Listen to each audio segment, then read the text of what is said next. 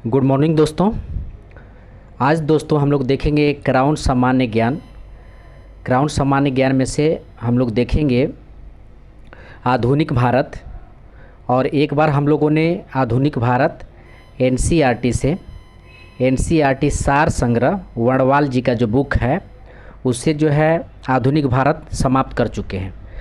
तो जो लोग समाप्त कर चुके हैं वो लोग रिवाइज़ करते रहेंगे, क्योंकि मोस्ट है रिवीजन ही मोस्ट रहेगा आपका।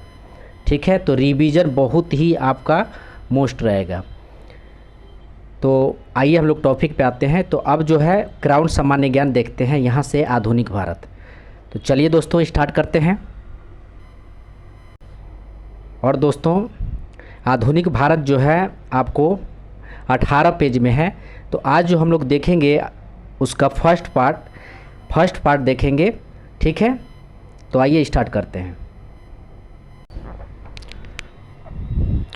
आधुनिक भारत का इतिहास, मुग़ल साम्राज्य का पतन। यानी आधुनिक भारत का इतिहास स्टार्ट होता है और मुग़ल साम्राज्य का पतन हो जाता है। ठीक है, तो आइए देखते हैं हम लोग पेज बाय पेज, और एक कहानी के हिसाब से हम लोग पढ़ने की कोशिश करेंगे इसको। तो अहमदनगर में 3 मार्च 1707 को औरंगजेब की मृत्यु हुई। औरंगजेब की मृत्यु के बाद उसके 3 पुत्र मुहम्मद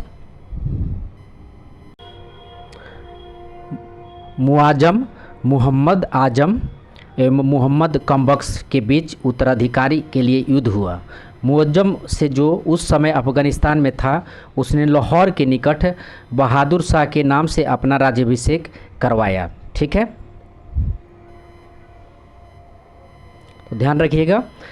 औरंगजेब जो है 3 मार्च 1707 में उसकी मृत्यु हो जाती है। अब मुहम्मद आजम जो है लाहौर के निकट बहादुर शाह के नाम से अपना राज्याभिषेक बसाता है। ठीक है, आगे नेक्स्ट देखते हैं। जजाऊ के युद्ध में आजम तथा बीजापुर के युद्ध में कमबख्श को मार डाला और दिल्ली के तख्त पर बैठा। ठीक है, जजाऊ के युद्ध में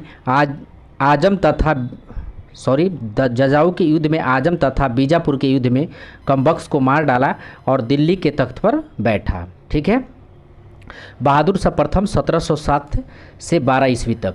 बहादुर शाह प्रथम 65 वर्ष की आयु में मुग़ल सम्राट बना। ठीक है, 65 वर्ष की आयु में मुग़ल सम्राट बना।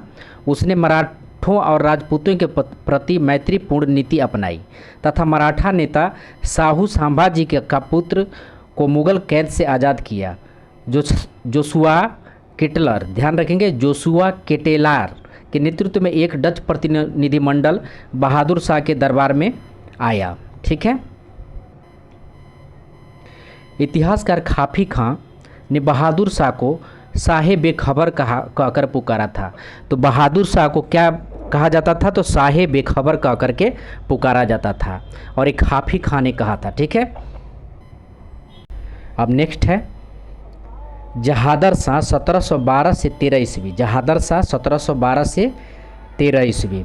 जहादर शाह जुल्फ़िकार खां, ध्यान रखेंगे, जुल्फ़िकार खां की मदद से सिंहासन पर बैठा और उसने अपना वजीर नियुक्त किया। ठीक है, उसे अपना वजीर नियुक्ति किया। जहादर शाह जुल्फ़िकार की मदद से अपना सिंहासन पर बैठा था और उसे अपना वजीर नियुक्त किया। ध्यान रखेंगे। नेक्स्ट है, उसने आमेर के राजा जय सिंह को मिर्ज़ा राजा की उपाधि के साथ मालवा का सूबेदार बनाया तथा मारवाड़ के राजा अजीत सिंह को महाराज की उपाधि देकर गुजरात का सूबेदार बनाया था। ठीक है, जहादर शाह ने जजिया बंद करा दी। जहादर शाह ने क्या बंद करा दिया था? तो जजिया बंद करा दिया था।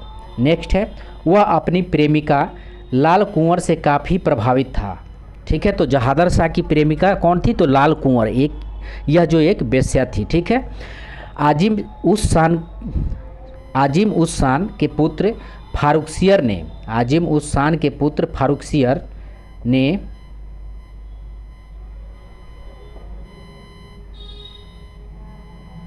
सैयद बंधुओं की सहायता से 1713 में जहांदार शाह की हत्या करवा दिया।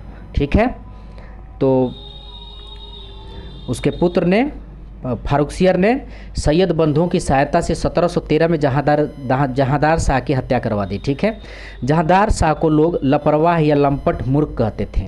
जहांदार शाह को लोग लापरवाह या लंपट मूर्ख कहते थे। ठीक है, अब देखते हैं फारुखसियर 1713 से 19 ईस्वी। फारुखसियर को सैयद बंधुओं या अब्दुल्ला खां, सैयद बंधुओं अब्दुल्ला एवं हुसैन अली के सहयोग से सिंहासन मिला तथा वे नृप निर्माता या किंग मेकर कहलाते थे। तो ध्यान रखिएगा, नृप निर्माता जो है कौन कहलाता था, तो अब्दुल्ला खां एवं हुसैन अली खां। ये कौन थे, तो फारुखसियर को सैयद बंधुओं ने, तो सैयद बंधु थे। ठीक है, ध्यान रखिएगा, सैयद बंधु थे ये, इनको निर्माता या किंग मेकर कहलाता था। आइए, इसमें तो साफ लिखा हुआ समझ में तो आ ही जाएगा दोस्तों। तो हम जो है एक जो हमको लगेगा जो 2 बार पढ़ देंगे, नहीं तो पढ़ते चलते हैं। इसी के काल में सिख नेता बंदा बहादुर को फांसी दी गई थी। ठीक है, तो फारुखसियर के काल में ही बंदा बहादुर को फांसी दी गई थी। जॉन सोरेन के नेतृत्व में ईस्ट इंडिया कंपनी का एक दल 1717 ईस्वी में भारत आया। उसी दल में एक शल्य चिकित्सक हैमिल्टन भी था जिसने बहादुर शाह को स्वस्थ किया था। ठीक है, बहादुर शाह को स्वस्थ लाभ करवाया था। तो जॉन सोरेन के नेतृत्व में ईस्ट इंडिया कंपनी का एक दल 1717 में क्या आता है, भारत आता है। और उसी दल में एक शल्य चिकित्सक हैमिल्टन भी था जिसने बहादुर शाह को स्वस्थ लाभ भी करवाया था। फारुखसियर ने 1717 में ईस्ट इंडिया कंपनी के लिए व्यापारिक लाभ का शाही फरमान जारी किया। तो शाही फरमान कौन जारी करता है, किया, तो फारुखसियर ने 1717 में। ठीक है, जिसे कंपनी का मेग्ना कार्ट भी कहा जाता है। तो शाही फरमान और मेग्ना कार्ट ध्यान रखिएगा। नेक्स्ट है, फारुखसियर सैयद बंधुओं से मुक्त होना चाहता था। फारुखसियर जो है सैयद बंधुओं से क्या होना चाहता था, तो ये मुक्त होना चाहता था। ठीक है, लेकिन सैयद बंधुओं ने पेशवा बालाजी विश्वनाथ से दिल्ली संधि करके मराठों की सहायता से फारुखसियर को अंधा करवाकर उसकी हत्या करवा दी। ध्यान रखिएगा, फारुखसियर सैयद बंधुओं से मुक्त होना चाहता था, लेकिन सैयद बंधुओं ने पेशवा के बालाजी विश्वनाथ से दिल्ली संधि करके मराठों की सहायता से फारुखसियर को अंधा करवाकर उसकी हत्या करवा दी। ठीक है, सैयद बंधुओं ने फिर किसको बैठाए गद्दी पे, देखते हैं। सैयद बंधुओं ने रफ़ी उद दरजात को मुग़ल बादशाह बनाया। तो सैयद बंधुओं ने रफ़ी उद दरजात को मुग़ल बादशाह बनाया। यह सबसे कम समय तक 28 फरवरी से 4 जून 1719 ईस्वी शासन करने वाला मुग़ल बादशाह था। तो सब ध्यान रखिएगा, मुग़ल बादशाह में यह सबसे कम समय तक जो है शासन किया था। कौन, तो रफ़ी उद दरजात। तो ये थोड़ा सा कभी कभी पूछ लिया जाता है, तो रफ़ी उद दरजात याद कर लीजिएगा। ठीक है, आइए नेक्स्ट देखते हैं। रफ़ी उद दरजात की मृत्यु बाद में रफ़ी उद दौला शाहजहाँ द्वितीय की उपाधि के साथ मुग़ल बादशाह बना, जिसका शासन 6 जून 1719 से 17 सितंबर 1719 ईस्वी तक रहा। ठीक है, तो रफ़ी उद दौला शाहजहाँ द्वितीय की उपाधि के साथ मुग़ल बादशाह बना, जिसका शासन 6 जून 1719 से 17 सितंबर 1719 ईस्वी तक रहा। आइए नेक्स्ट देखते हैं।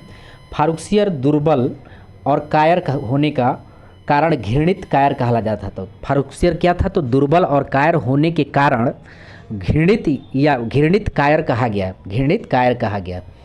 आइए नेक्स्ट देखते हैं। मोहम्मद शाह रोशन अख्तर 1719 से 48 ईस्वी। मोहम्मद शाह ने 1720 ईस्वी में जजिया कर को अंतिम रूप से समाप्त कर दिया था। तो मोहम्मद शाह ने 1720 में जजिया कर को जो है अंतिम रूप से समाप्त किया था। ध्यान रखेंगे, मोहम्मद शाह का जो है असली नाम क्या था, तो रोशन अख्तर था। ध्यान रखेंगे। 1720 में क्या करता है, तो जजिया कर को अंतिम रूप से समाप्त करता है मोहम्मद शाह। मोहम्मद शाह ने निजामुल मुल्क के नेतृत्व में 1722 ईस्वी में सैयद बंधुओं की हत्या करवा दी। तो मोहम्मद शाह ने निजामुल मुल्क के नेतृत्व में 1722 ईस्वी में सैयद बंधुओं की हत्या करवा दिया था। तो मोहम्मद शाह ने सैयद बंधुओं की हत्या करवा दिया था। नेक्स्ट है निजामुल मुल्क चिनकिलीज खां ने हैदराबाद के स्वतंत्र आसफ जाही वंश की नींव डाली। ठीक है, निजामुल मुल्क ने चिनकिलीज खां ने हैदराबाद के स्वतंत्र आसफ जाही वंश की नींव डाली। ध्यान रखेंगे, ये इम्पोर्टेंट रहेगा। ठीक है, आसिफ वंश की नींव डाली थी स्वतंत्र। इसी के काल में अवध शहादत खां, बंगाल मुर्शिद कुली खां, भरतपुर मथुरा बदन सिंह, गंगा यमुना दाऊद रुहेल तथा फारुखसियर के बाद बंगस नवाबों ने अपनी स्वतंत्रता सत्ता की स्थापना की थी। तो ये भी ध्यान रखेंगे, बंगस नवाबों ने फारुखसियर के बाद स्वतंत्रता सत्ता का स्थापना कर ली। 1739 ईस्वी में नादिर शाह फारस का शासक था। ठीक है, फारस मतलब ईरान का शासक था, फारस यानी ईरान का शासक था, ने भारत पर आक्रमण किया और 13 फरवरी 1739 को करनाल के युद्ध में नादिर शाह ने मोहम्मद शाह को पराजित किया। ठीक है, नादिर शाह अवध के नवाब शहादत खां के उकसाने पर भारत आया था। जब उसने शहादत खां से धन मांगा तो लाचार होकर शहादत खां ने आत्महत्या कर लिया। ठीक है, नादिर शाह के भारत पर आक्रमण का प्रमुख उद्देश्य धन लूटना,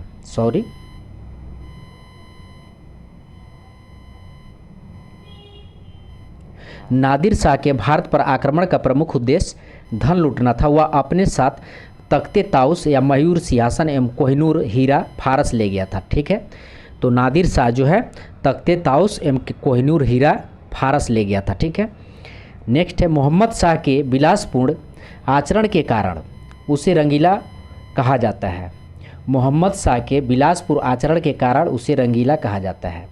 अहमद शाह 1748 से 54 ईस्वी। अहमद शाह, इसने अवध से सूबेदार सफदरजंग, कुछ शब्द कठिन होता है दोस्तों, सफदरजंग को अपना वजीर नियुक्त किया था। तो अवध के सूबेदार सफदरजंग को वजीर नियुक्त किया था। कौन? तो अहमद शाह। ठीक है, अहमद शाह 1748 से 54। तो पॉइंट को, एक एक पॉइंट को अपने अंदर जाने दीजिएगा। और फिर अभी तो रीडिंग हो रहा है, आप वीडियो देख रहे हैं दोस्तों, रीडिंग हो रहा है। आप जब अकेले बैठ करके या रिवीजन भी करते हैं, वीडियो सुनते हैं, तो आपको बहुत ही फ़ायदा होगा। तो ठीक है, तो अभी दिन में आप रीडिंग करिए और शाम को रिवीजन करिए। जो पढ़े हैं उसी को बस पढ़िए, फालतू मत पढ़िए। ये नहीं कि पढ़े जा रहे हैं और रिवीजन नहीं कर रहे हैं, तो इससे आपको कोई फ़ायदा नहीं होगा, आप कन्फ्यूजन में हो जाइएगा। तो जिसको पढ़िए उसका रिवीजन करिए और उसके बाद प्रैक्टिस करिए। ठीक है, तो रीडिंग, रिवीजन और प्रैक्टिस, यही जो है सूत्र आपका अगर 10 दिन अगर चल जाता है तो आप सफल हो जाएंगे। आइए आगे देखते हैं। ठीक है, अहमद शाह के शासनकाल में अहमद शाह अब्दाली जैसे दुर्र दरानी अर्थात युग का मोती भी कहा जाता था, जिसे दुर्र दरानी अर्थात युग का मोती भी कहा जाता था। अहमद शाह अब्दाली को दुर्र दरानी अर्थात युग का मोती भी कहा जाता था। ठीक है, अहमद शाह अब्दाली का भारत पर आक्रमण हुआ। ठीक है, आइए नेक्स्ट देखते हैं। अहमद शाह के समय अब्दाली ने 5 बार 1748 से 54 के बीच आक्रमण किया। इसने कुल मिलकर 7 बार भारत पर आक्रमण किया था। तो अहमद शाह के समय अब्दाली ने, ठीक है, अहमद शाह के समय अब्दाली ने 5 बार 1748 से 54 के बीच में आक्रमण किया था। इसने कुल मिलकर 7 बार भारत पर आक्रमण किया। आइए नेक्स्ट देखते हैं।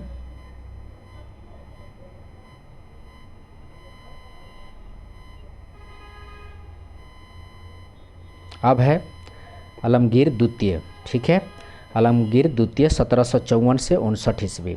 वजीर इमाद की मदद से अहमद शाह को अबदस्त कर जहांदर का पुत्र अजीजुद्दीन आलमगीर द्वितीय की उपाधि के साथ मुगल बादशाह बना था। ध्यान रखेंगे, वजीर इमाद की मदद से अहमद शाह को अबदस्त कर जहांदार का पुत्र अजीजुद्दीन आलमगीर द्वितीय की उपाधि के साथ मुगल बादशाह बना था। ठीक है, तो आलमगीर द्वितीय के बारे में इतना आप जान लीजिए, 1754 से 59। और वजीर इमाद की मदद से, ध्यान रखिएगा, वजीर इमाद की मदद से है अहमद शाह को अबदस्त कर पुत्र अजीजुद्दीन आलमगीर द्वितीय की उपाधि के साथ मुगल बादशाह बना था। नेक्स्ट है शाह आलम द्वितीय 1759 से 1806 ईस्वी। शाह आलम के काल में बक्सर का युद्ध, शाह आलम द्वितीय के काल में बक्सर का युद्ध 1764 हुआ, जिसमें अंग्रेज़ों ने हेक्टर मुनरो के नेतृत्व में मुग़ल सेना, अवध नवाब साजउद्दौला की सेना और बंगाल के अबदस्त नवाब मीर कासिम की संयुक्त सेनाओं को पराजित किया था। ठीक है, तो ध्यान रखेंगे शाह आलम के काल में बक्सर का युद्ध हुआ था। ठीक है, 1764, जिसमें अंग्रेज़ ने हेक्टर मुनरो को ध्यान रखिएगा, यानी जो आपको टीक लगा हुआ वो शब्द तो आपको याद ही रखना है दिमाग में, और उसके हिसाब से वो बीच का जो है गैपिंग आपका कहानी इमेज में रहना चाहिए। ठीक है, कि नेतृत्व मुग़ल सेना, अवध के नवाब कौन था? तो साजउद्दौला था कि सेना और बंगाल के अबदस्त नवाब मीर कासिम की संयुक्त सेनाओं को पराजित किया। आइए नेक्स्ट देखते हैं। इस पराजय के साथ शाह आलम द्वितीय को बंगाल के गवर्नर रॉबर्ट क्लाइव के साथ इलाहाबाद की संधि करनी पड़ी थी। ठीक है, शाह आलम द्वितीय को रॉबर्ट क्लाइव के साथ इलाहाबाद की संधि करनी पड़ी, जिसके तहत मुग़ल सम्राट 1765-72 ईस्वी तक अंग्रेजी के संरक्षण में इलाहाबाद में रहा था। ठीक है, तो 1765 से 72 ईस्वी तक जो है अंग्रेज़ों के संरक्षण में इलाहाबाद में रहा था। कौन? तो मुग़ल सम्राट। ठीक है, शाह आलम द्वितीय। तो 3 पॉइंट है। शाह आलम द्वितीय रॉबर्ट क्लाइव, इलाहाबाद की संधि करनी पड़ी, जिसके तहत मुग़ल सम्राट 1765 से 72 ईस्वी तक अंग्रेज़ों का संरक्षण में इलाहाबाद में रहा। तो इलाहाबाद की संधि 1765, ध्यान रखिएगा। नेक्स्ट है मराठा सरदार महदाजी संधिया ने 1772 में ईस्वी में एक बार फिर शाह आलम द्वितीय को राजधानी दिल्ली के मुग़ल सिंहासन पर बैठाया।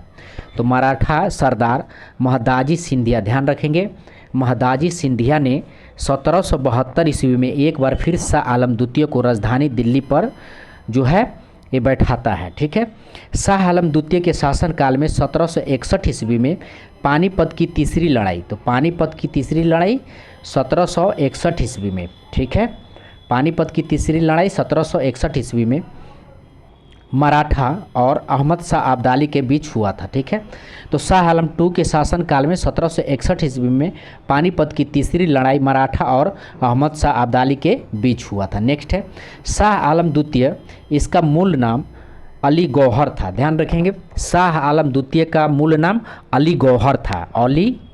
तो ये इंपॉर्टेंट रहेगा। अली गौहर के समय जनरल लेक ने दौलत राव सिंधिया को पराजित कर 1803 ईस्वी में दिल्ली पर अधिकार कर लिया था।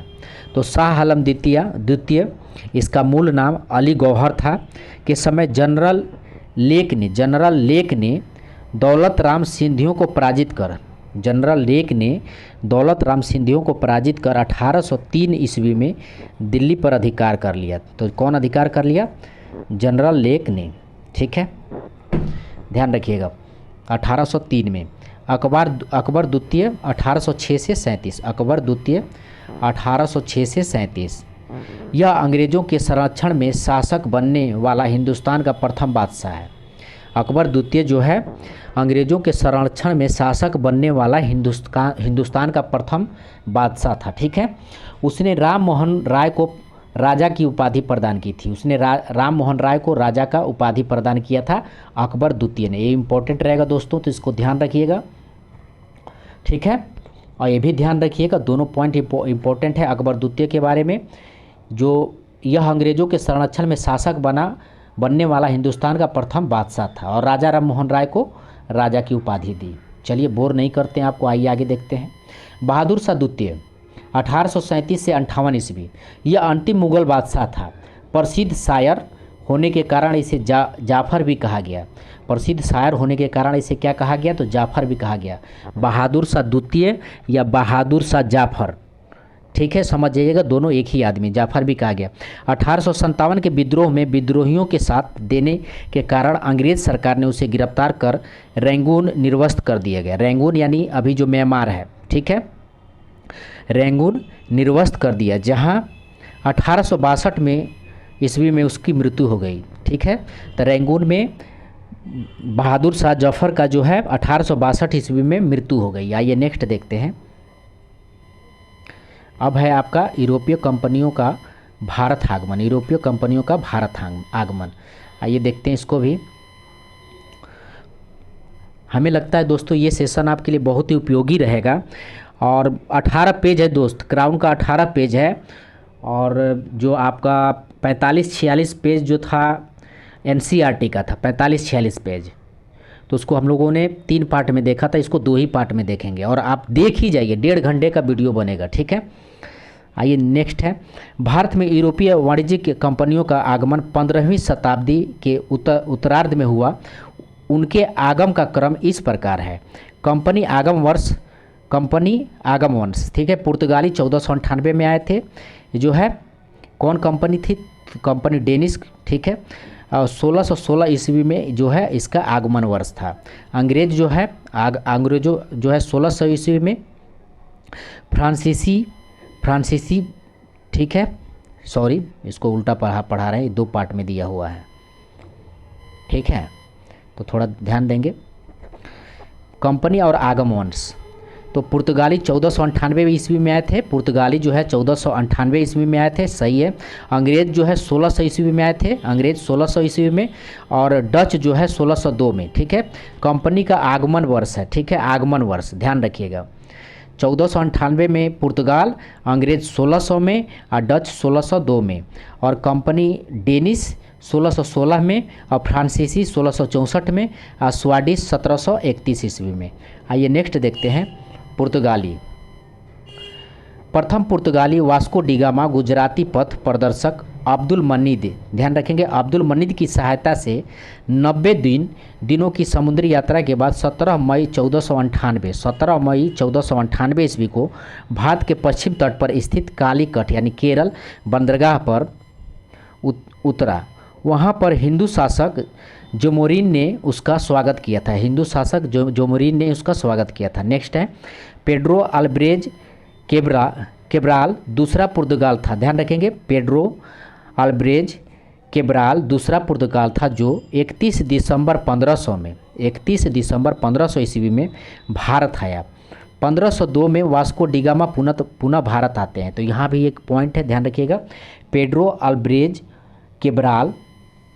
अल्ब्रेज केब्राल दूसरा पुर्तगाल था जो 31 दिसंबर 1500 ईस्वी को भारत आया। 1502 में वास्को डिगामा जो पुनः भारत आते हैं, तो दोबारा वास्को डिगामा 1502 में आते हैं। नेक्स्ट है फ्रांसिस्को डी अल्मीडा 1505 से 1509 प्रथम पुर्तगाली गवर्नर के रूप में 1505 ईस्वी में भारत आया, ठीक है। फ्रांसिस्को डी अल्मीडा 1505 से 1509 प्रथम पुर्तगाली गवर्नर के रूप में 1505 ईस्वी में भारत आया, ठीक है।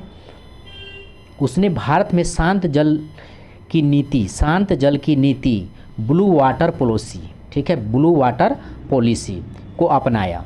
1509 ईस्वी में अल्फांसो डी अल्बुकर्क दूसरा गवर्नर बनकर भारत आया। दूसरा गवर्नर कौन है 1509 में? तो अल्फांसो डी अल्बुकर्क दूसरा गवर्नर बनकर भारत आया 1509 में। वह भारत में पुर्तगाली शक्ति का वास्तविक संस्थापक माना जाता है। तो भारत में जो है पुर्तगाली शक्ति का वास्तविक संस्थापक किसे माना जाता है? तो अल्फांसो डी अल्बुकर्क जो है पुर्तगाली शक्ति का वास्तविक संस्थापक माना जाता है। उसने कोचीन को अपना मुख्यालय बनाया। 1510 ईस्वी में उसने बीजापुर के शासक यूसुफ आदिल शाह से गोवा छीना था। तो यूसुफ आदिल शाह से 1510 में अल्बुकर्क ने गोवा छीना था। ये कहाँ के शासक थे? तो बीजापुर के शासक थे, ध्यान रखिएगा। इससे बाहर लगभग दोस्तों हमको नहीं लगता है कि क्राउन से बाहर आपको क्वेश्चन जाएगा, लेकिन क्राउन और हम लोगों ने एनसीईआरटी कवर कर लिया है वर्णवाल जी का। और लास्ट में जो है लूसेंट है ही अपना, लूसेंट है तो सब कुछ है, यही मान करके चलते हैं, ठीक है। और आप लोगों को हम कोशिश करेंगे कि ऐसे ही तैयारी भी हम लोग करें, ठीक है। अल्बुकर्क ने 1511 ईस्वी में दक्षिण पूर्व एशिया की महत्वपूर्ण मंडी मलक्का पर नियंत्रण कर लिया। अल्बुकर्क ने 1511 ईस्वी में दक्षिण पूर्व एशिया की महत्वपूर्ण मंडी मलक्का पर नियंत्रण स्थापित किया। 1500 ईस्वी में फारस की खाड़ी स्थित हरमुज ने उसे अधिकार कर लिया, ठीक है। थोड़ा और देख लें इसको। अल्बुकर्क जो है ना, बुकर्क ने 1511 ईस्वी में दक्षिण पूर्व एशिया आपको किधर पड़ जाएगा, तो दक्षिण पूर्व एशिया आपको पड़ जाएगा। ठीक है, महत्वपूर्ण मांडी मलक्का कहाँ है, मलक्का पर नियंत्रण स्थापित किया और 1515 ईस्वी में फारस की खाड़ी स्थित हरमुज पर उसने अधिकार कर लिया। तो हरमुज पे फारस की खाड़ी देख रहे हैं, तो एक करेंट का भी क्वेश्चन हो जाएगा। तो फारस की खाड़ी हरमुज ने पर उससे अधिकार कर लिया। ठीक है, थोड़ा जबान कभी कभी लगता है यार, कोई बात नहीं, चलिए आगे बढ़ते हैं। 1530 ईस्वी में पुर्तगाली गवर्नर नीनो डू कान्हू ने कोचीन की जगह गोवा को राजधानी बनाया। ठीक है, 1530 ईस्वी में पुर्तगाली गवर्नर नीनो डी कान्हू, ध्यान रखेंगे, नीनो डी कुन्हा ने कोचीन की जगह गोवा को राजधानी बनाया। कुन्हा ने मद्रास के निकट सेंथोम और बंगाल में हुगली में पुर्तगाली बस्तियां बसाई। कुन्हा ने मद्रास के निकट सेंथोम और बंगाल के हुगली में पुर्तगाली बस्तियां बसाई। आइए नेक्स्ट देखते हैं।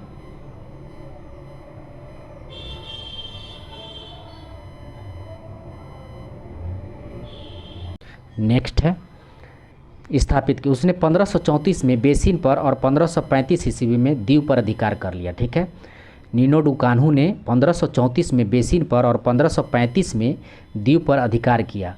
पुर्तगाली गवर्नर मार्टिन डिसूजा, ध्यान रखेंगे, पुर्तगाली गवर्नर मार्टिन डिसूजा के साथ प्रसिद्ध संत जेबियार भारत आए थे। मार्टिन डिसूजा के साथ प्रसिद्ध संत जेबियार भारत आए थे। ठीक है, तो इसमें एक एक पॉइंट हमको लगता है इम्पोर्टेंट रहेगा, इसका ध्यान रखिएगा। पुर्तगाली समुद्रिक साम्राज्य को एस्तादो दो इंडिया के नाम से जाना जाता था। पुर्तगाली समुद्रिक साम्राज्य को एस्तादो द इंडिया के नाम से नाम दिया गया था। ठीक है, भारत का पहला प्रिंटिंग प्रेस 1556 ईस्वी में, 1556 ईस्वी में पुर्तगालियों ने गोवा में स्थापित की थी। ठीक है, उन्हें कार्टेज आर्मेडा काफिला पद्धति पर जहाज़ों के अरब सागर में प्रवेश की नियंत्रित किया। ठीक है, उन्होंने कार्टेज आर्मेडा काफिला पद्धति पर जहाज़ों के अरब सागर में प्रवेश को नियंत्रित किया था। ठीक है, अरब सागर में प्रवेश को नियंत्रित किया था किससे, कार्टेज आर्मेड काफिला पद्धति, ध्यान रखिएगा। उन्होंने गोथिक स्थापित्य कला का प्रचलन किया था। उन्होंने गोथिक स्थापित्य कला का प्रचलन कौन किया था, तो ये पुर्तगालियों ने किया था। गोथिक स्थापत्य कला का प्रचलन पुर्तगालियों ने किया था। पुर्तगालियों ने 1503 ईस्वी में कोचीन केरल में है में अपनी पहली फैक्ट्री और 1505 में कुन्नूर में दूसरा फैक्ट्री स्थापित करते हैं। ठीक है, पुर्तगाली ने 1503 में कोचीन केरल में अपना पहला फैक्ट्री और दूसरा 1505 में कुन्नूर में दूसरा फैक्ट्री स्थापित करते हैं। ठीक है, 1503 में कोचीन और 1505 में कन्नूर, ध्यान रखेंगे। उन्होंने तंबाकू की खेती में भारतवासियों का अवगत करवाया था। उन्होंने तंबाकू की खेती से भारतवासियों को अवगत करवाया था। ठीक है, उन्होंने तंबाकू की खेती से भारतवासियों को अवगत करवाया था। ठीक है, वे भारत में सबसे पहले आए और 1961 ईस्वी में गोवा छोड़कर सबसे अंत में गए। वे भारत में सबसे पहले आए और 1961 ईस्वी में गोवा छोड़कर सबसे अंत में गए। डच या हॉलैंड वासी, आइए इसको भी देखते हैं। ठीक है, डच संसद द्वारा 1602 ईस्वी में डच ईस्ट इंडिया कंपनी की स्थापना हुई। 1602 ईस्वी में डच ईस्ट इंडिया कंपनी की स्थापना हुई। ठीक है, कॉर्नेलियन हाउंटमैन पहला डच यात्री था जो 1596 में ईस्वी में पूर्वी जगत में पहुंचा था। तो कॉर्नेलियन हाउंटमैन पहला डच यात्री था जो 1596 ईस्वी में पूर्वी जगत में पहुंचा था। सुमात्रा पहुंचकर बॉन्टम के राजा के साथ संधि की थी। ध्यान रखेंगे इसको थोड़ा। डच संसद द्वारा 1602 में डच ईस्ट इंडिया कंपनी की स्थापना की गई थी। कॉर्नेलियन हाउंटमैन पहला डच यात्री था जो 1596 में पूर्वी जगत पर में पहुंचा। सुमात्रा पहुंचकर बॉटम के राजा, ध्यान रखेंगे, बॉटम के साथ राजा के साथ संधि की थी। ठीक है, ध्यान रखेंगे इस चीज़ को। डच नौसेना नायक वादेर हेग ने 1605 में, डच नौसेना नायक वादेर हेग ने 1605 ईस्वी में मुसलीपट्टम में प्रथम डच कारखाना तथा पेतोपोली, ध्यान रखेंगे पेतोपोली यानी निजामपत्तनम में दूसरी कारखाना स्थापित किया था। पेतोपोली या निजामपत्तनम में दूसरी कारखाना स्थापित किया था डच, ठीक है। नौसेना नायक वादेर हेग ने 1605 में, ध्यान रखेंगे। डच द्वारा स्थापित कुछ अन्य कारखाने पुलिकट 1610 ईस्वी में, पुलिकट 1610 ईस्वी में, सूरत 1616 ईस्वी में, करिक्कल 1645 में, चिनसूर 1653 ईस्वी में, कोचिन 1663 ईस्वी में। पुलिकट में डच कारखाना को गेल्ड्रिया का किला तथा चिनासूर हुगली में डच किले को गुस्ताबुस फोर्ट कहा जाता था, गुस्ताबुस फोर्ट कहा जाता था। तो ये खैर इम्पोर्टेंट नहीं है, ध्यान रखेंगे। बंगाल में पिपली में पहला डच फैक्ट्री था, बंगाल में पिपली में पहला डच फैक्ट्री था। बीपीएससी है दोस्तों, तो कुछ भी पूछ सकता है, तो मुझे नहीं लगता है कि इससे बाहर जाएगा, ठीक है, क्योंकि अगर आप एक दो बार इसको रिवाइज कर लेते हैं सिर्फ तो बढ़िया रहेगा। स्थापित किया, लेकिन शीघ्र ही यह बालासोर स्थानांतरित कर दी गई, ठीक है। डचों ने पुलिकट जो उनका मुख्यालय था, पुलिकट उनका मुख्यालय था में स्वर्ण के सिक्के पैगोड़ा का प्रचलन करवाया था। तो स्वर्ण के सिक्के पैगोड़ा का प्रचलन डचों ने करवाया था पुलिकट में, ध्यान रखेंगे। 1759 ईस्वी में अंग्रेज ने डचों को बेदरा, ये पश्चिम बंगाल में है, बेदरा के युद्ध में पराजित कर भारत में उनकी गतिविधियों समाप्त कर दी। 1759 ईस्वी में अंग्रेज़ों ने डच को बेदरा जो पश्चिम बंगाल में है के युद्ध में पराजित कर भारत में उनकी गतिविधियां समाप्त कर दी अंग्रेज। इंग्लैंड में मार्चेंट एडवेंचर्स नामक व्यापारियों के एक समूह ने, इंग्लैंड में मार्चेंट एडवेंचर्स नामक व्यापारियों के समूह ने the governor and company of merchants of London trading into the East Indies की स्थापना 1599 ईस्वी में किया था। तो इंग्लैंड ने मार्चेंट एडवेंचर्स नामक व्यापारियों ने the governor and company of merchants of London trading into the East Indies की स्थापना 1599 ईस्वी में की थी, ठीक है। महारानी एलिजाबेथ ने 31 दिसंबर 1600 को, थोड़ा बोलने में दिक्कत है दोस्तों, महारानी एलिजाबेथ ने 31 दिसंबर 1600 ईस्वी को कंपनी को पूर्व देशों के साथ व्यापार के लिए 15 वर्षों के लिए अधिकार पत्र प्रदान किया, ठीक है। तो महारानी एलिजाबेथ ने 31 दिसंबर 1600 ईस्वी को कंपनी को पूर्व देशों के साथ, ध्यान रखेंगे, पूर्वी देशों के साथ व्यापार करने के लिए 15 वर्ष के लिए अधिकार पत्र प्रदान किया। इंग्लैंड के राजा जेम्स प्रथम के दूत के रूप में कैप्टन हॉकिंस, ठीक है, तो कैप्टन हॉकिंस भी इम्पोर्टेंट रहेंगे। इंग्लैंड के राजा जेम्स प्रथम के दूत थे कैप्टन हॉकिंस। हेक्टर नामक जहाज़ से सूरत आए, ठीक है, और जहांगीर के आगरा स्थित दरबार में पहुंचा। वहां उसने बादशाह से फारसी में बात की, जिससे प्रसन्न होकर उसे 400 मानसव एवं इंग्लिश खां की उपाधि दी गई थी, ठीक है, तो इंग्लिश खां की उपाधि दी गई थी। नेक्स्ट है, पूर्वी तट पर अंग्रेज़ों ने भारत में अपनी प्रथम व्यापारिक कोठी 1611 ईस्वी में मुसलीपट्टम में स्थापित किया था। तो पूर्वी तट पर अंग्रेज़ों ने भारत में अपनी प्रथम व्यापारिक कोठी 1611 ईस्वी में मुसलीपट्टम में स्थापित की थी।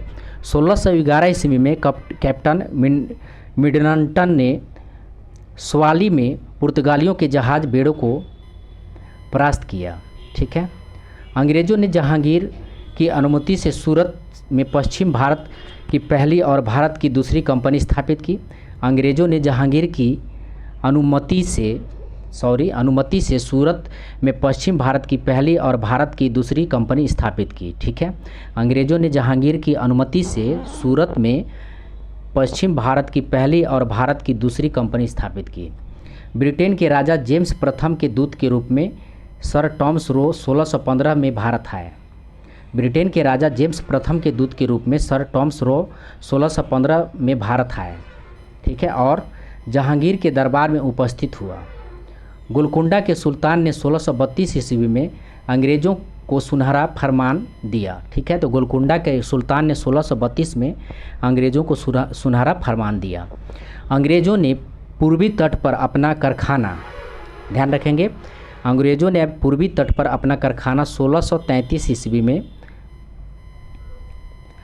बालसोर एवं हरिहरपुरा में स्थापित किया था। ठीक है, तो अंग्रेज़ों ने पूर्वी तट पर अपना कारखाना 1633 ईस्वी में बालासोर एवं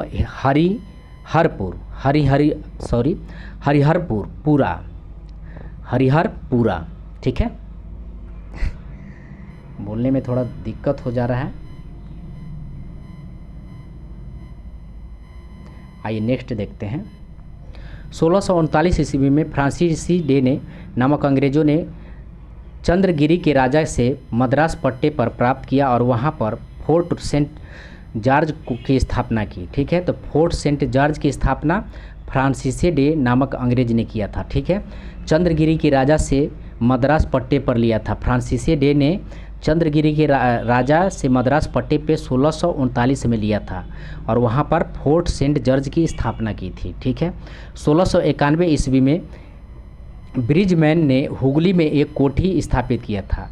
1691 ईस्वी में ब्रिजमैन ने हुगली में एक कोठी स्थापित किया था। ठीक है, 1661 ईस्वी में पुर्तगालियों ने अपनी राजकुमारी कैथरीन ऑफ ब्रिगेंजा का विवाह ब्रिटेन के राजा चार्ल्स द्वितीय से करके मुंबई को दहेज के रूप में दे दिया। ठीक है, तो 1661 ईस्वी में पुर्तगालियों ने अपनी राजकुमारी कैथरीन ऑफ ब्रिगेंजा का विवाह ब्रिटेन के राजा चार्ल्स द्वितीय से करवा के मुंबई को दहेज के रूप में दे दिया। ठीक है, 1668 ईस्वी में चार्ल्स द्वितीय ने बम्बई का द्वीप 10 पाउंड वार्षिक किराया पर ईस्ट इंडिया कंपनी को दे दिया। ठीक है, 1668 ईस्वी में चार्ल्स द्वितीय ने बम्बई के द्वीप को 10 पाउंड वार्षिक किराया पर ईस्ट इंडिया कंपनी को दे दिया।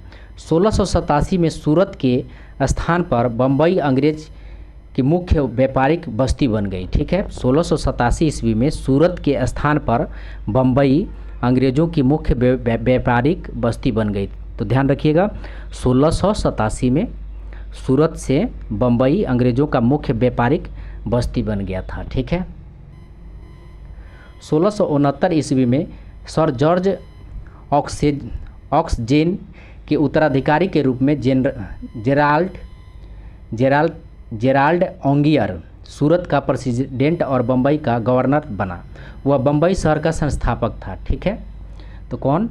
तो जेराल्ड ओंगियार, ध्यान रखेंगे, थोड़ा सा उटपटांग है, लेकिन जेराल्ड ओंगियार जो है बम्बई शहर का संस्थापक कौन है? तो जेराल्ड ओंगियार है। ठीक है, 1669 ईस्वी में। ठीक है, ये किसका उत्तराधिकारी था? तो जॉर्ज ऑक्सेजन का, ध्यान रखेंगे, ये ऊपर में दिया हुआ है, जॉर्ज ऑक्सेजन का उत्तराधिकारी जेराल्ड ओंगियार ने बम्बई शहर का संस्थापक था। ठीक है, बंगाल के सूबेदार शाह सूजा ने 1651 ईस्वी में अंग्रेज़ों को व्यापार करने का विशेषाधिकार दिया। इसे निशान कहते हैं। तो निशान किसे कहते हैं? बंगाल के सूबेदार शाह सूजा ने 1651 ईस्वी में अंग्रेज़ों को व्यापार करने का विशेषाधिकार दिया। इसे निशान कहते हैं। बंगाल के सूबेदार अजीम उस शान ने 1698 ईस्वी में अंग्रेज़ों को तीन गांव सूतानदी, कालीकाता और गोविंदपुर, 3 गांव सूतानदी, कालीकाता और गोविंदपुर की जिम्मेदारी जो है प्रदान की, जिसे बदले उन्हें इन गांवों का मालिक को 1200 रुपया देना पड़े। ठीक है, एक बार और देख लेते हैं। बंगाल के सूबेदार अजीम उस शान ने 1698 में अंग्रेज़ों को 3 गांव सूतानदी, कालीकता और गोविंदपुर की जिम्मेदारी प्रदान की, जिसे बदले उन्हें इन गांवों के मालिकों को 1200 रुपया देना पड़े। ठीक है, जब चरनाक, ध्यान रखेंगे, ने बंगाल के इन तीनों गांवों को मिलाकर आधुनिक कलकत्ता की नींव रखी, तो फोर्ट विलियम का निर्माण किया। ठीक है, जब चरनाक ने बंगाल के इन तीनों गांवों को मिलाकर आधुनिक कलकत्ता की नींव रखी तो फोर्ट विलियम का निर्माण किया, जिसका पहला प्रेसिडेंट सर चार्ल्स आयर था। ध्यान रखेंगे, जिसका पहला प्रेसिडेंट चार्ल्स आयर था। 1700 ईस्वी में यह पहला प्रेसिडेंट नगर घोषित किया गया, जो सन 1774 ईस्वी से 1911 ईस्वी तक ब्रिटिश भारत की राजधानी रही। ठीक है, तो 1700 ईस्वी में यह पहला प्रेसिडेंट नगर घोषित किया गया, जो सन 1774 ईस्वी से 1911 ईस्वी तक ब्रिटिश भारत की राजधानी रही। ठीक है, तो ब्रिटिश भारत की राजधानी कब कब रही, तो 1774 ईस्वी से 1911। ध्यान रखेंगे, ये मोस्ट इम्पोर्टेंट होगा। 1774 से 1911 ब्रिटिश भारत की राजधानी रहा। ठीक है, यूरोपियों की प्रथम फैक्ट्रियाँ। ठीक है, तो पुर्तगाली का कोबिन यानी केरल में 1503 में बना प्रथम फैक्ट्री। पुर्तगाली का कोचीन में केरल में 1503 में बना पुर्तगाली का। और डच का मुसलीपट्टनम आंध्र प्रदेश 1605 में। और अंग्रेज का मुसलीपट्टनम 1611 में। और डेनिश का ट्रावानकोर या तंजौर 1620 में डेनिश का। उसके बाद फ्रांसीसी का सूरत में 1668 में। तो आपको याद रखना है, ये 4 याद रखना है, क्योंकि अक्सर ये 4 ही पूछता है। पुर्तगाल कोचीन में, ठीक है, पुर्तगाल कोचीन यानी केरल 1503, डच मुसलीपट्टनम आंध्र प्रदेश 1605 में, अंग्रेज मुसलीपट्टनम 1611 में, अंग्रेज मुसलीपट्टनम 1611 में। ठीक है, उसके बाद फ्रांसीसी सूरत गुजरात 1668 में, फ्रांसीसी सूरत गुजरात 1668 में। आइए नेक्स्ट देखते हैं। फ्रांस के सम्राट लुई 14 के मंत्री कालबार्ड द्वारा 1664 ईस्वी फ्रेंच ईस्ट इंडिया कंपनी की स्थापना हुई, जिसे कंपनी देश इंडस ओरिएंटलेस कहा गया। ठीक है, कंपनी देश इंडदेश ओरिएंटलेस कहा गया। ठीक है, थोड़ा ध्यान रखेंगे इस चीज़ को। फ्रांस के सम्राट लुई 14 के मंत्री कालबार्ड द्वारा 1664 ईस्वी में फ्रेंच ईस्ट इंडिया कंपनी की स्थापना हुई, जिसे कंपनी देश इंडदेश ओरिएंटलेस कहा गया। ठीक है, जैसा वैसे ही पढ़ रहे हैं। फ्रैंक कोरो ने 1668 ईस्वी में सूरत में अपनी पहले व्यापारिक कारखाने की स्थापना की। उनकी दूसरी कंपनी मुसलीपट्टनम में स्थापित हुई। तो फ्रैंक कैरो ने 1668 ईस्वी में सूरत में अपने पहले व्यापारिक कारखाना की स्थापना की। उनके दूसरी कंपनी मुसलीपट्टनम में स्थापित हुई। 1673 ईस्वी में फ्रांसीसी मार्टिन ने वालीकोडापुरम के मुस्लिम सूबेदार शेर खां लोधी से पुदुचेरी नामक एक गांव प्राप्त किया था। तो पुदुचेरी नामक एक गांव किसे प्राप्त किया था, तो शेर खां लोधी। ठीक है, कौन प्राप्त किया था, तो फ्रांसीसी मार्टिन 1673 में। ठीक है, डचों ने पुडुचेरी को छीना, तो डचों ने पुडुचेरी को छीन लिया। ठीक है, डचों ने पुडुचेरी को छीन लिया, लेकिन रिजविक की संधि, ध्यान रखेंगे, रिजविक की संधि के बाद पुडुचेरी को पुनः कर्नाटक अंगल फ्रांसीसी युद्ध, ठीक है, पुनः दे दिया। शायद इसमें और नहीं दिख रहा है दोस्तों। ठीक है, डच ने पुडुचेरी को छीन लिया, लेकिन रिजविक की संधि के बाद पुडुचेरी को, ध्यान रखिएगा, रिजविक के संधि के बाद पुडुचेरी को फ्रांसीसियों को मिल गया। बंगाल के मुख्य फैक्ट्री चंद्रनगर में थी। फ्रांसीसियों ने 1721 में मॉरिशस, ठीक है, 1721 में मॉरिशस और 1725 में मालाबार में स्थित माही तथा 1739 में कारिकल पर अधिकार किया। ठीक है, तो फ्रांसीसियों ने 1721 में मॉरिशस और 1725 में जो है मालाबार में स्थित माही तथा 1739 में करिकाल को पर अधिकार कर लिया। ठीक है, वो 1742 में डुप्ले गवर्नर बना। वह भारत में फ्रांसीसी साम्राज्य स्थापित करना चाहता था। तो 1742 में डुप्ले गवर्नर बना। वह भारत में फ्रांसीसी साम्राज्य स्थापित करना चाहता था। अंग्रेज़ों और फ्रांसीसियों के बीच कर्नाटक क्षेत्र में कुल 3 युद्ध हुए। ठीक है, तो अंग्रेज़ों और फ्रांसीसियों के बीच कर्नाटक क्षेत्र में कुल 3 युद्ध हुए, जिन्हें अंगल फ्रांसीसी युद्ध या कर्नाटक युद्ध के नाम से जाना जाता है। ठीक है, अंगल फ्रांसीसी युद्ध या कर्नाटक युद्ध के नाम से जाना जाता है। ध्यान रखेंगे, अंगल फ्रांसीसी युद्ध या कर्नाटक युद्ध के नाम से जाना जाता है या कहा गया। ठीक है, 22 जनवरी 1760 को लड़े गए वांडविस के युद्ध में फ्रांसीसी सेना पराजित हुए। 22 जनवरी 1760 को लड़े गए वांडविस के युद्ध में फ्रांसीसी सेना पराजित हुई और उसका वर्चस्व भारत में समाप्त हो गया। उसका वर्चस्व भारत में समाप्त हो गया। नेक्स्ट है, इस युद्ध में जनरल आयरकुट दिमाग में दौड़ा लीजिएगा आयरकुट का नाम। ठीक है, इसलिए मैं रुक करके ही बोल रहा हूँ। इस युद्ध में जनरल आयरकुट ने अंग्रेजी सेना का नेतृत्व किया। ठीक है, आइए नेक्स्ट देखते हैं। यहाँ एक बॉक्स में और एक साथ दे दिया है, तो इसको हम लोग देख लेते हैं। ठीक है, 1.5 घंटा ही पढ़ना है दोस्तों, तो आराम से पढ़िए।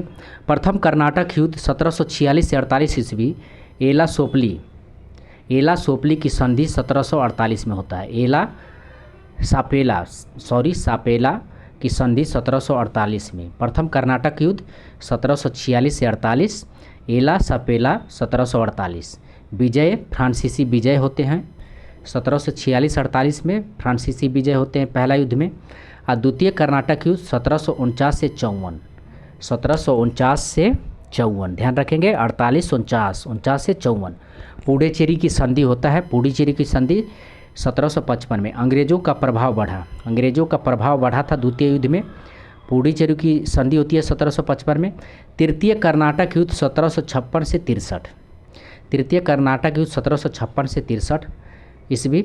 ये पेरिस की संधि से 1763 में समाप्त होती है और इसमें जो है वांडविस के युद्ध में फ्रांसीसियों की हार होती है। ठीक है, वांडविस के युद्ध में फ्रांसीसियों की क्या होती है, पराजय होती है। ठीक है, आइए अब देखते हैं नवीन स्वायत्त राज्य। ठीक है, नवीन स्वायत्त राज्य। ठीक है,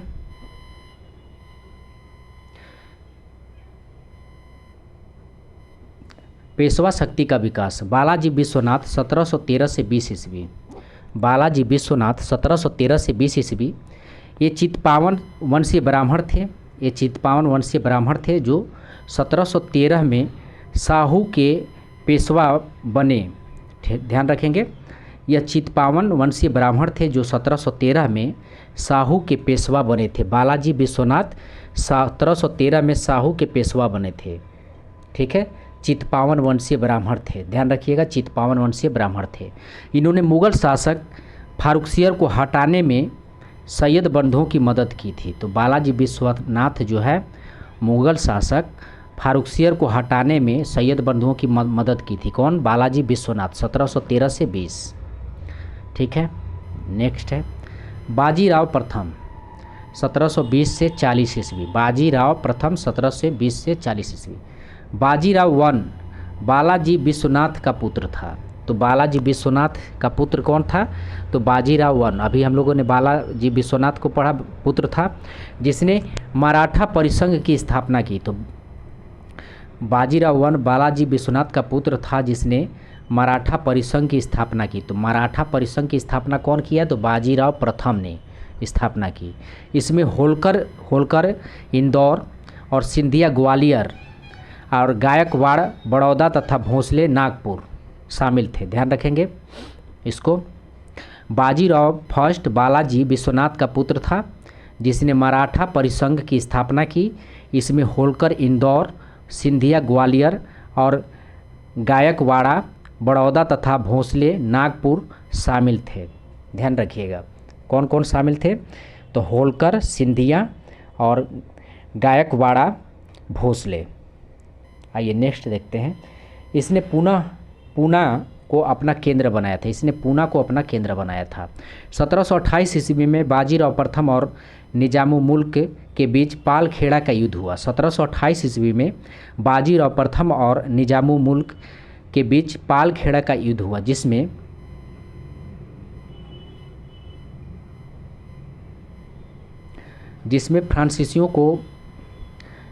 हार जो है फ्रांसीसियों को मिल गया। ठीक है। बंगाल में प्रमुख फैक्ट्री चंद्रनगर था। बंगाल में मुख्य फैक्ट्री चंद्रनगर में थी। ठीक है। बंगाल में मुख्य फैक्ट्री चंद्रनगर में थी। फ्रांसीसियों ने 1721 में मॉरिशस, 1725 ईस्वी में मालाबार में स्थित माही तथा 1739 में कारिकल पर तो पढ़ लिया गया है।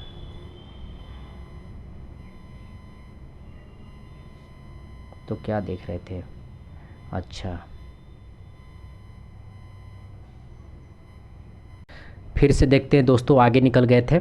1728 में बाजीराव प्रथम और निजामुल मुल्क के बीच पालखेड़ा का युद्ध हुआ,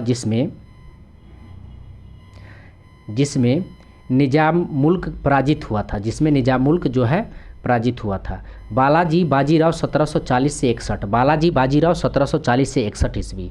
यह राजाराम द्वितीय का पेशवा था। इस राज्य की संपूर्ण शक्ति अपने हाथ में ले ली। इसने राज्य की संपूर्ण शक्ति अपने हाथ में ले लिया। ठीक है। इसने राज्य की संपूर्ण शक्ति अपने हाथ में ले लिया तथा पेशवा के पद को वंशानुगत बनाया। ठीक है। वो पेशवा के पद को कौन वंशानुगत बनाया? तो बालाजी बाजीराव जो है पेशवा के पद को वंशानुगत बनाया। ठीक है। इसी के काल में पानीपत की तीसरी लड़ाई 14 जनवरी 1761 ईस्वी में लड़ी गई थी। तो ठीक है।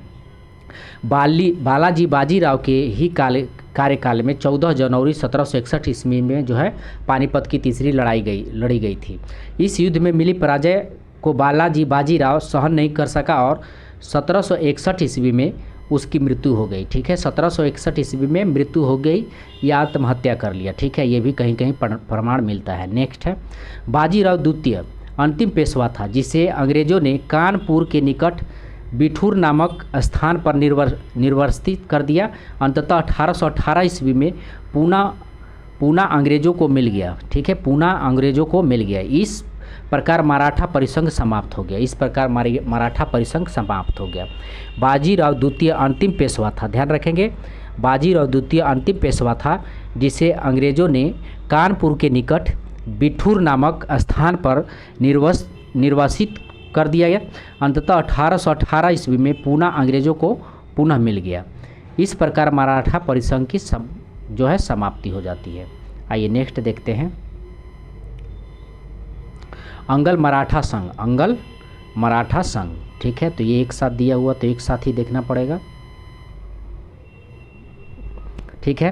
प्रथम युद्ध दिया है 1775 से 82। सूरत की संधि 1775 में होती है। सूरत की संधि अंगल मराठा संघर्ष में 1775 से 82 में प्रथम युद्ध और सूरत की संधि 1775 में होती है। उसके बाद सलाबाई युद्ध की संधि से 1882 में जो है समाप्त होती है। सलाबाई की संधि 1782 से जो है समाप्त होती है और उस समय गवर्नर जनरल वारेन हेस्टिंग थे। द्वितीय 1803 से 6 बसिन की संधि बाजीराव द्वितीय एवं अंग्रेज 1802। ठीक है। तो द्वितीय 1803 से 6 बासिन की संधि होती है। बासिन की संधि बाजीराव द्वितीय और अंग्रेज के बीच में होता है। बाजीराव द्वितीय और अंग्रेज के बीच में 1802 में संधि होता है। ठीक है। और राजघाट की संधि 1804, ध्यान रखेंगे, राजघाट की संधि 1804 जो है में ये समाप्त होती है। ठीक है। और जॉर्ज बार्लो जो है उस समय गवर्नर थे। बंगाल के गवर्नर जॉर्ज बार्लो थे। ठीक है। तृतीय युद्ध 1817 से 18 ईस्वी के बीच में होती है और इसमें जो है लॉर्ड हेस्टिंग्स थे। ध्यान रखेंगे, लॉर्ड हेस्टिंग्स थे। आइए नेक्स्ट देखते हैं अवध। ठीक है। अवध के बारे में देखते हैं। अवध को अंग्रेजी और मराठा राज्यों के बीच होने के कारण बफर राज्य कहा जाता है। अवध को अंग्रेजी और मराठा राज्यों के बीच होने के कारण बफर राज्य कहा जाता है। ध्यान रखिएगा, अवध को अंग्रेजी और मराठा राज्यों के बीच होने के कारण जो है बफर राज्य कहा जाता है। शहादत खां या बुरहान मुल्क ने अवध को 1722 ईस्वी में स्वतंत्र घोषित किया था। शहादत खां बुरहान मुल्क ने अवध को 1722 ईस्वी में स्वतंत्र घोषित किया था। शहादत खां ने या बुरहान मुल्क ने अवध को 1722 ईस्वी में स्वतंत्र घोषित किया था। नेक्स्ट है शहादत खान के बाद सफदरजंग अब्दुल्ला मंसूर खां अवध का नवाब बना और फिर इसका पुत्र शाहउद्दौला अवध का नवाब 1754 से 1755 में बना।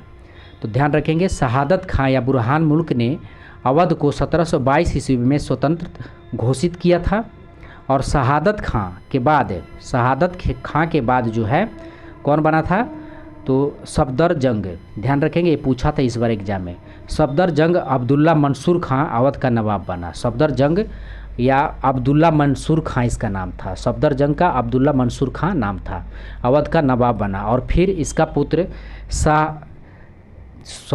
शुजाउद्दौला अवध का नवाब बना। फिर जो है सफदरजंग का पुत्र जो है शहादत खां ने अवध के 1722 में स्वतंत्र घोषित किया। शहादत खां के बाद सफदरजंग अब्दुल्ला मंसूर खां अवध का नवाब बना, ठीक है। और फिर में इसका पुत्र यानी सफदरजंग का पुत्र जो है शुजाउद्दौला जो है सफदरजंग का पुत्र था, ये भी इम्पोर्टेंट है, ध्यान रखिएगा। शुजाउद्दौला जो है सफदरजंग का पुत्र है का नवाब 1754 से 1775 में बना, ठीक है, 1754 से 1775 में बना। नेक्स्ट है शुजाउद्दौला ने वारेन हेस्टिंग के साथ 1773 में बनारस की संधि की। शुजाउद्दौला ने वारेन हेस्टिंग के साथ 1773 में बनारस की संधि की। तो बनारस की संधि शुजाउद्दौला ने वारेन हेस्टिंग के साथ 1773 में किया, ठीक है।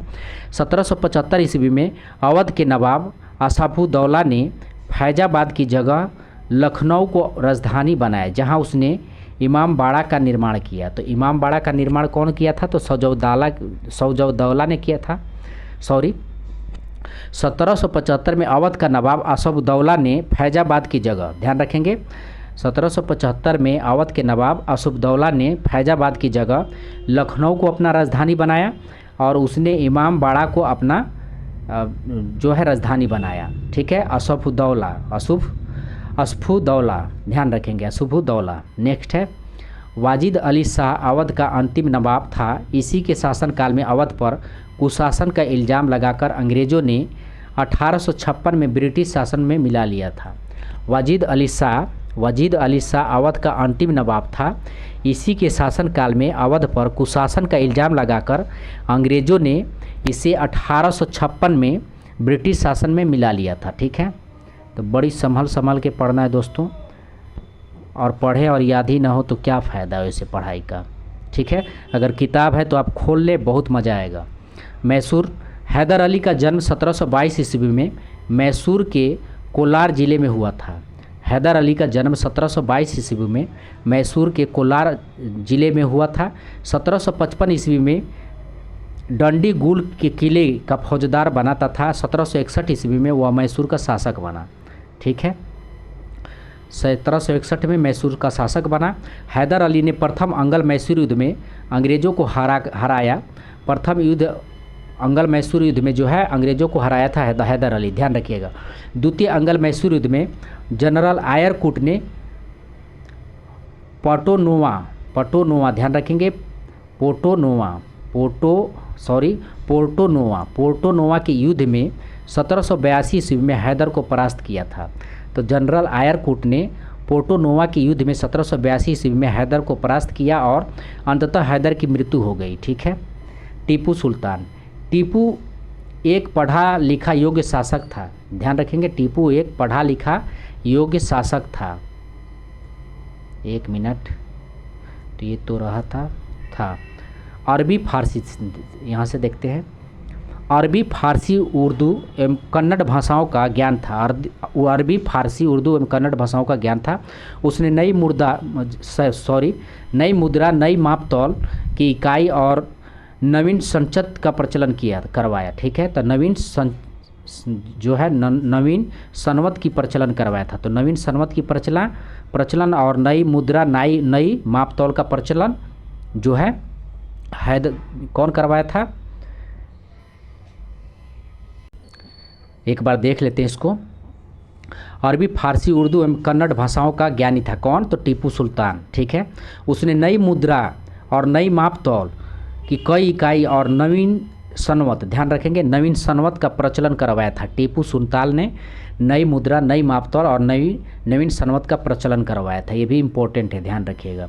टीपू ने श्रृंगेरी के जगत गुरु शंकराचार्य, ध्यान रखेंगे, श्रृंगेरी के जगत गुरु शंकराचार्य के सम्मान में मंदिर का पुनर्निर्माण करवाया था। तो ध्यान रखिएगा, टीपू ने श्रृंगेरी के, कहाँ के थे ये, श्रृंगेरी के जगत गुरु शंकराचार्य के सम्मान में मंदिरों का पुनर्निर्माण करवाया। इसने श्रृंगेरी मंदिर में देवी शारदा की मूर्ति का निर्माण के लिए धन दिया था। तो एक बार और देख लेते हैं। टीपू ने श्रृंगेरी के जगत गुरु शंकराचार्य के सम्मान में मंदिरों का पुनर्निर्माण करवाया। इसने श्रृंगेरी मंदिर में देवी शारदा की मूर्ति के निर्माण के लिए धन दिया था। ध्यान रखेंगे, क्या दिया था, तो धन दिया था। नेक्स्ट है, टीपू ने फ्रांसीसी क्रांति से प्रभावित होकर श्रीरंगपट्टनम में जैकोबियन क्लब का स्थापना किया था। तो जैकोबियन क्लब का स्थापना कौन किया था, तो टीपू ने किया था। किससे प्रभावित होकर, तो फ्रांसीसी क्रांति से प्रभावित होकर श्रीरंगपट्टनम में जैकोबियन क्लब की स्थापना किया था। श्रीरंगपट्टनम में जो है जैकोबियन क्लब की स्थापना टीपू सुल्तान ने फ्रांसीसी क्रांति से प्रभावित होकर उसका सदस्य बना और स्वयं को नागरिक टीपू कहने लगा। नेक्स्ट है, टीपू ने अपनी राजधानी श्रीरंगपट्टनम में फ्रांस और मैसूर के मैत्री का प्रतीक स्वतंत्रता का वृक्ष लगवाया। ठीक है, टीपू ने अपनी राजधानी श्रीरंगपट्टनम, तो टीपू का राजधानी कहाँ है, तो श्रीरंगपट्टनम में है। फ्रांस और मैसूर के मैत्री का प्रतीक, ठीक है, तो मैसूर का तो शासक था ही, और फ्रांस जो देश है, फ्रांस और मैसूर के मैत्री का प्रतीक स्वतंत्रता का वृक्ष लगवाया था। आइए नेक्स्ट देखते हैं। उसके 1796 ईस्वी में एक नौसेना बोर्ड का गठन किया गया। उसने 1796 ईस्वी में एक नौसेना बोर्ड का गठन किया। टीपू ने द्वितीय अंगल मैसूर युद्ध में कमान संभाली थी। तृतीय अंगल मैसूर युद्ध में कैप्टन मिडोज ने टीपू को पराजित किया। ध्यान रखिएगा, तो तृतीय अंगल मैसूर युद्ध में कैप्टन मिडोज ने टीपू को पराजित कर दिया। ठीक है, कैप्टन मिडोज, ध्यान रखिएगा, तृतीय अंगल मैसूर युद्ध में कैप्टन मिडोज ने टीपू को पराजित किया और श्रीरंगपट्टनम की संधि तृतीय युद्ध में की। इस संधि में यह शामिल था कि टीपू अंग्रेजों को 3 करोड़ रुपया देगा। कितना करोड़ रुपया देगा, तो अंग्रेजों को 3 करोड़ रुपया देगा। जब तक यह रकम नहीं दी जाएगी टीपू के 2 पुत्र अंग्रेजों के कब्जे में रहेंगे। तो टीपू के 2 पुत्र जो है अंग्रेजों के कब्जे में रहेंगे। नेक्स्ट है, चतुर्थ अंगल मैसूर युद्ध में टीपू मारा गया।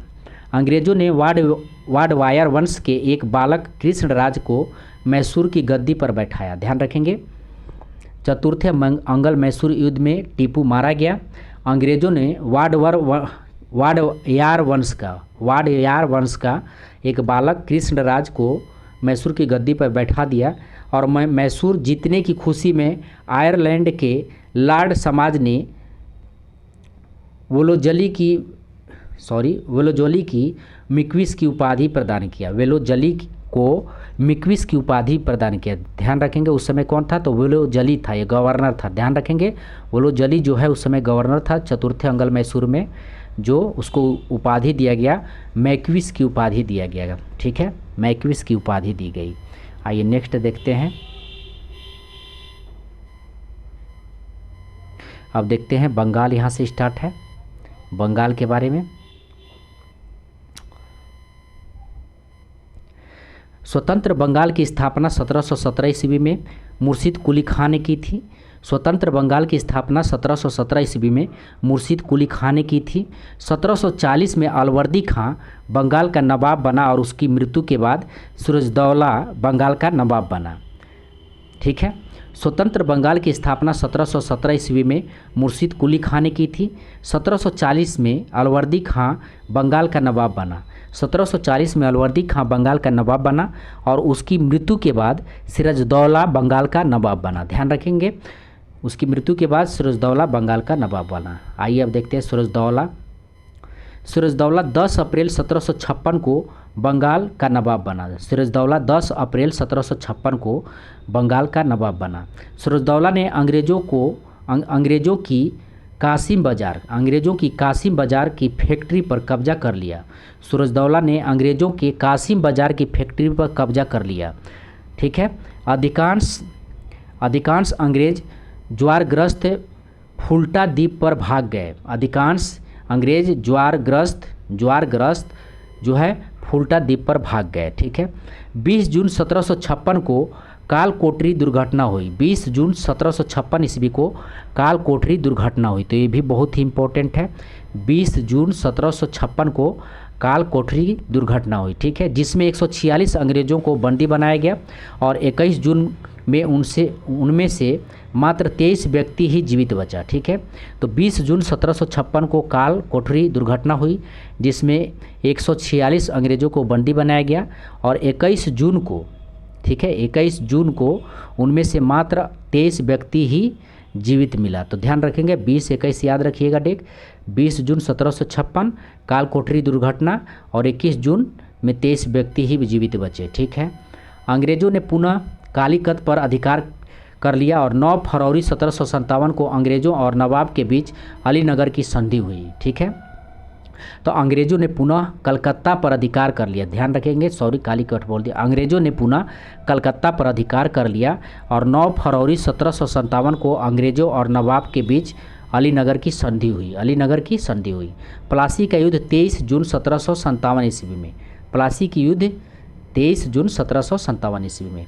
प्लासी बंगाल के नादिया जिला में भागीरथी नदी के बाएं किनारे में अवस्थित है। प्लासी बंगाल के नादिया जिला में भागीरथी नदी के बाएं किनारे पर अवस्थित है। इस युद्ध में अंग्रेजी सेना का नेतृत्व क्लाइव ने किया था। इस युद्ध में अंग्रेजी सेना का नेतृत्व क्लाइव ने किया था। नवाब सिराजुद्दौला की सेना का नेतृत्व मीर जाफ़र किया था। ध्यान रखेंगे, नवाब सिराजुद्दौला की सेना का नेतृत्व मीर जाफ़र या यरलतीफ़ खां। ध्यान रखेंगे, मीर जाफ़र, एक मिनट, मीर जाफ़र और यरलतीफ़ खां और राजा दुर्लभ राय ने किया था। ध्यान रखेंगे, मीर जाफ़र, यरलतीफ़ खां और राजा दुर्लभ राय ने किया था। ठीक है, अंततः मीर जाफ़र के पुत्र मीरन के इशारे पर मोहम्मद बेग ने सिराजुद्दौला की हत्या कर दी।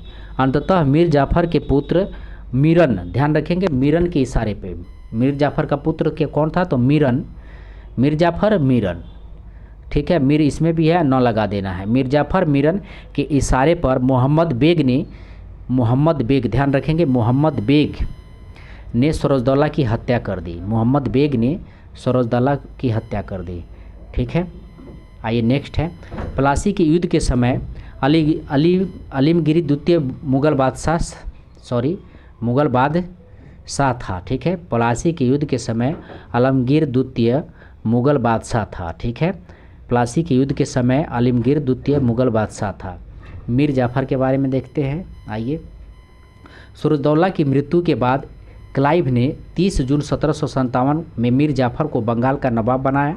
यह अंग्रेज़ों द्वारा बनाया गया बंगाल का पहला नवाब था। चूँकि वह एक अयोग्य शासक था। ठीक है, अंग्रेज़ों ने उसे हटाकर उसके दामाद मीर कासिम, ध्यान रखिएगा, मीर जाफ़र मीर कासिम को बंगाल का नवाब बना दिया। ठीक है, मीर कासिम के बारे में देखते हैं 1760 से 1765।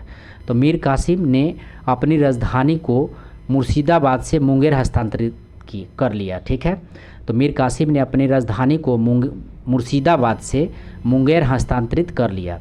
मीर कासिम ने बंगाल में दस्तक के दुरुपयोग को रोकने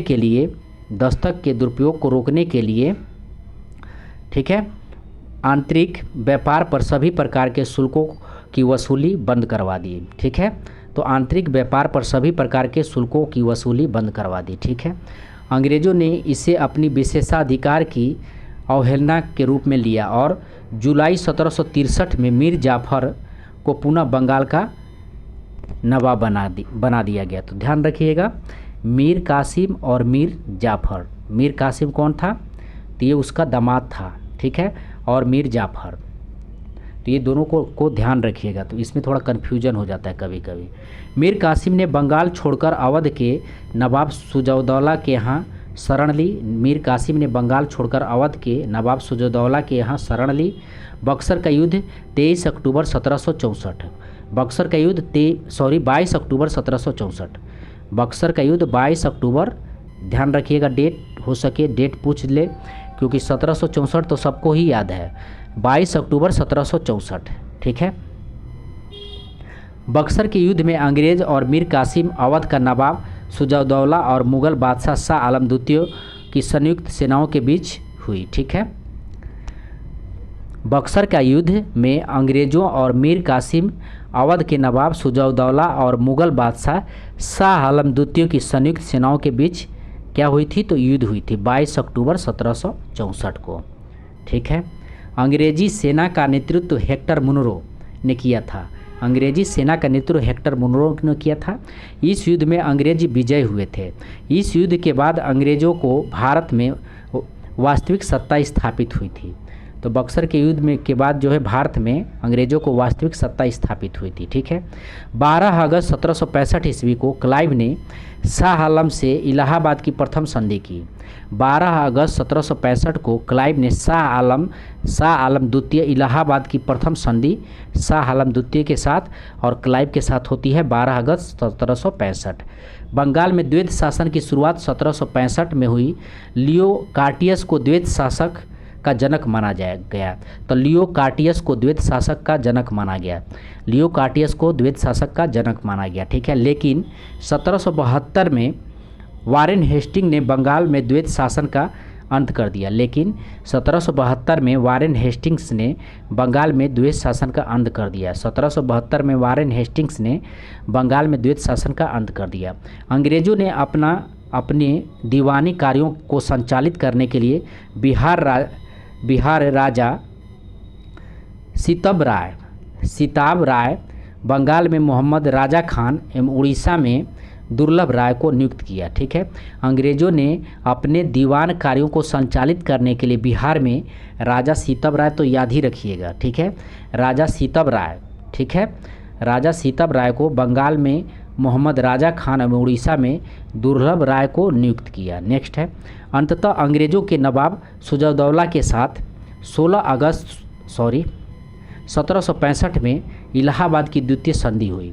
अंततः अंग्रेज़ों ने नवाब सुजाउद्दौला के साथ 16 अगस्त 1765 में इलाहाबाद की द्वितीय संधि होती है। ठीक है, और पहली संधि कब हुई थी?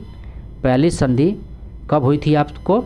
तो 1765 में। ठीक है, 1765 में 12 अगस्त 1765 को पहली संधि होती है। ध्यान रखिएगा, 12 अगस्त 1765 को पहली संधि होती है और 16 अगस्त 1765 को द्वितीय संधि होती है। तो 12 4 16, ध्यान रखिएगा, ऐसे ट्रिक लगा करके याद करिएगा। 12 और 4 16, यानी 16 अगस्त 1765 को द्वितीय संधि। ठीक है, आइए नेक्स्ट देखते हैं। ये जो है सामाजिक धार्मिक पुनर्जागरण। ठीक है, पुनर्जागरण, सामाजिक धार्मिक और पुनर्जागरण को देखते हैं। ठीक है, और ये लास्ट पेज है।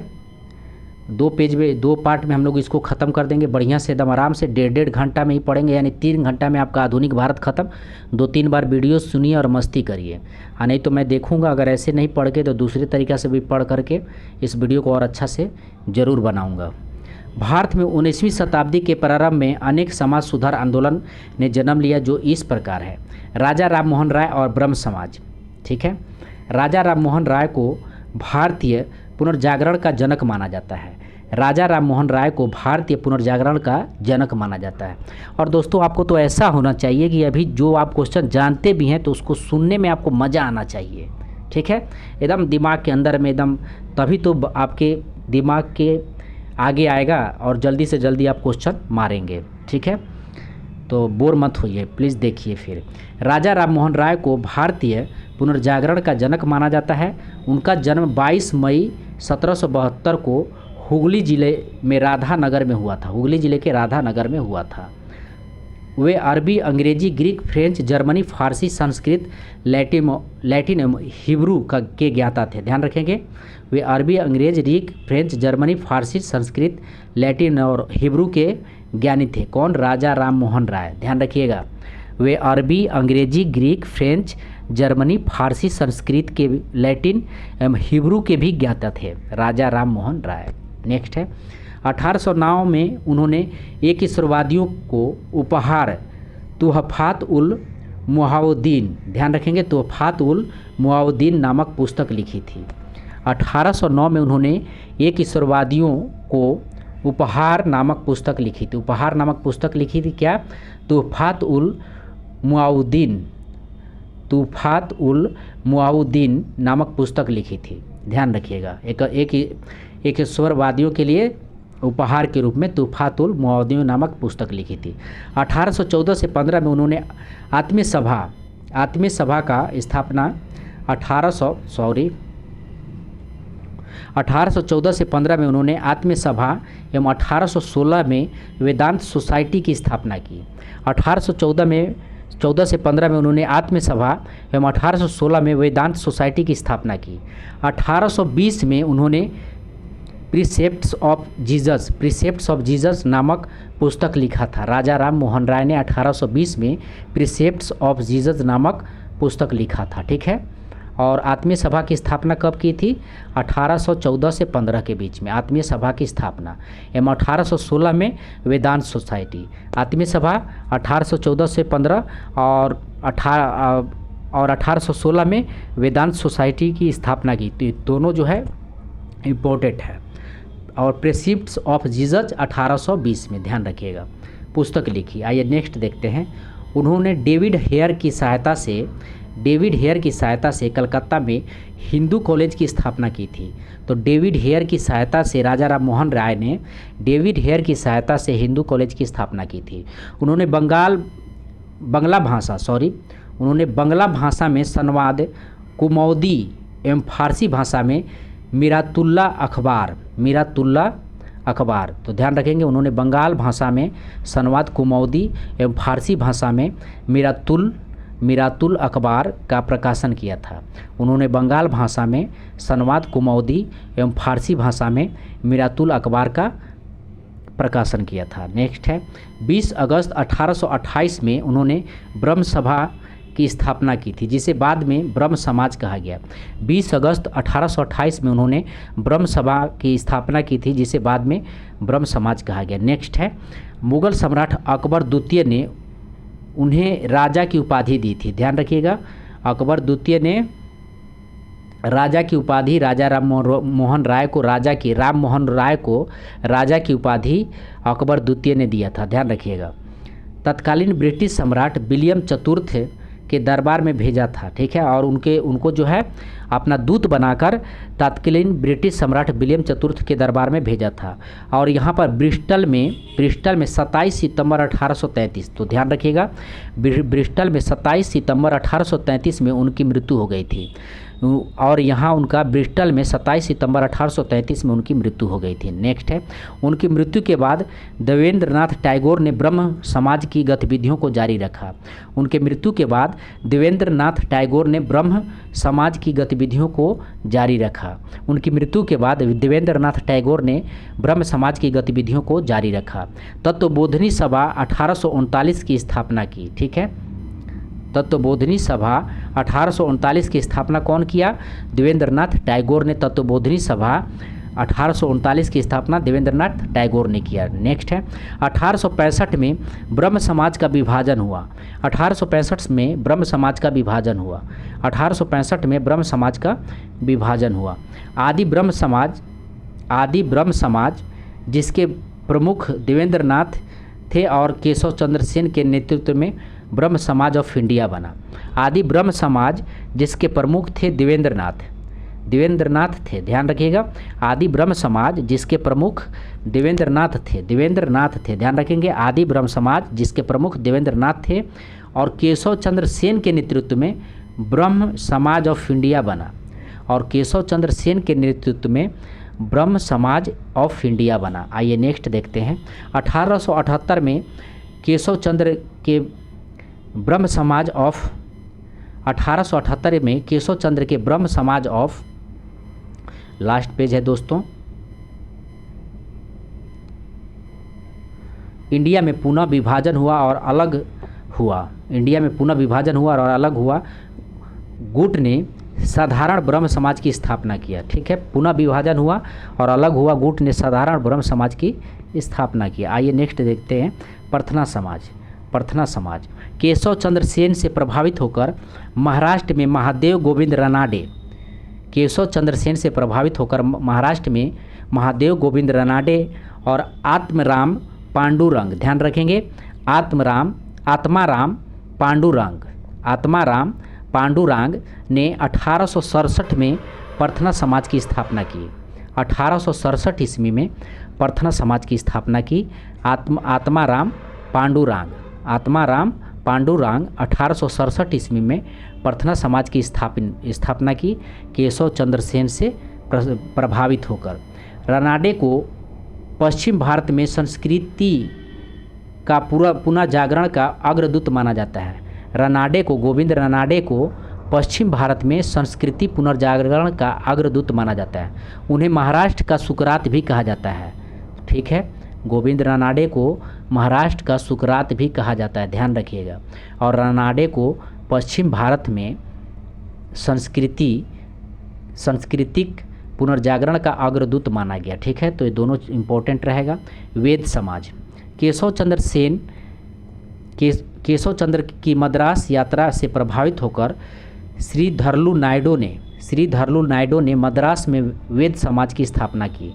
वेद समाज की स्थापना श्रीधरलू नायडू ने मद्रास में वेद समाज की स्थापना किया।